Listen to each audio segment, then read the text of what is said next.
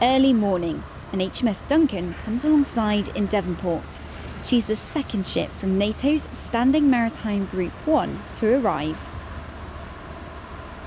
There's 4 ships in all: HMS Duncan, German auxiliary tanker the Rhön, Portuguese ship the Cabral, and the Spanish ship Borbon.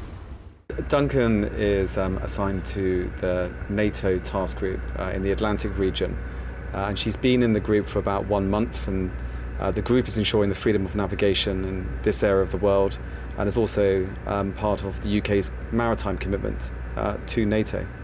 Behind me is the flagship of Standing NATO Maritime Group One, and that's the Borbon. On board is Admiral Delgado. He's in charge of the group, which are always on short notice to deploy anywhere NATO sees fit, be that on exercise or on an operational mission.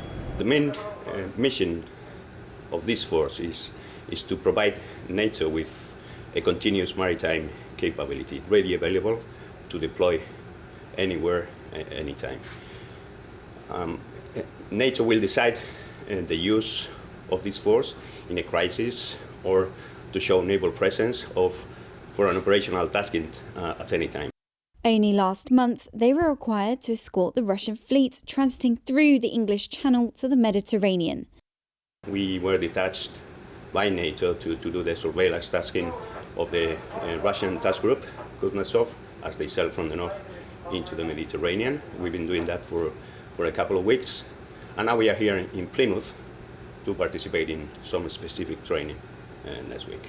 Besides the training, there is a real operational reason the group is here, and the freedom of navigation is one of the main roles of the task group. You'd have seen recently with the escort of the Kuznetsov task group down through the North Sea and through the Dover Straits onto wherever they were going, and the group shadowed them on that journey.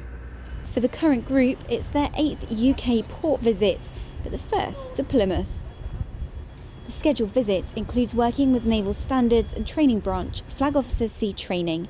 But first, the commanders will meet local dignitaries in a civic reception, and there'll also be some time for some sport. Rebecca Ricks, Forces News in Devonport.